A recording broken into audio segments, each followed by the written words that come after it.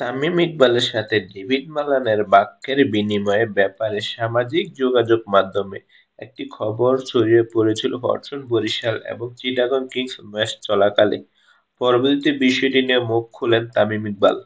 তামিম নিজের ফেসবুক পোস্টে ব্যাখ্যা দিয়ে জানিয়েছিলেন, মালান তামিমকে কিছুই বলেনি, বলেছিলেন প্রতিপক্ষ দলের এক ফিল্ডারকে, যা ভুল বোঝাবুঝির কারণে ভুলভাবে ছড়িয়ে পড়ে বিভিন্ন জায়গায়।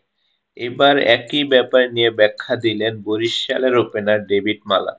চট্টগ্রাম গণমাধ্যমে মুখোমুখি হয়ে রান আউট হওয়া এবং তামিমের সাথে কথার প্রসঙ্গে মালান বলেন, আসলে আমি হতাশ ছিলাম আউটের পর।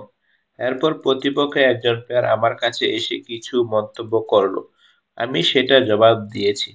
তবে সোশ্যাল মিডিয়ায় সবাই ভাবছে আমি তামিমকে কিছু বলেছি। এটা খুবই মিথ্যা কথা। আপনি চাইলে পুরো দলকে জিজ্ঞাসা করে দেখতে পারেন কি ঘটেছে। সবাই দেখেছে, সবাই জানে। প্রতিপক্ষ দলের ফিল্ডার উসমান খান ছিলেন কিনা এমন প্রশ্নের জবাবে মালান বলেছেন, আসলে আমি এটা নিয়ে কথা বলতে চাই না। মাঠের ব্যাপার মাঠেই থাকুক না। কে ছিল তা নিয়ে জেনে লাভ নেই। আমার এবং তার মধ্যেই থাকুক। ম্যাচ শেষে সবকিছু শেষ হওয়া দরকার। হাত মেলানো, চলে আসা, মুভ অন করা। গণমাধ্যমে এসে সে ব্যাপারে মালান বলেন, এটা একদম অসত্য। তামিম একটিও কথা বলেনি। আমি হাত তুলে বলেছিলাম সরি। তামিম পরে চলে গেল। আমি পরে অন্য প্লেয়ারদের সাথে কথা বলছিলাম। আমার সাথে তামিমের কোনো সমস্যা নেই। কোনো ইস্যু কখনো ছিল না।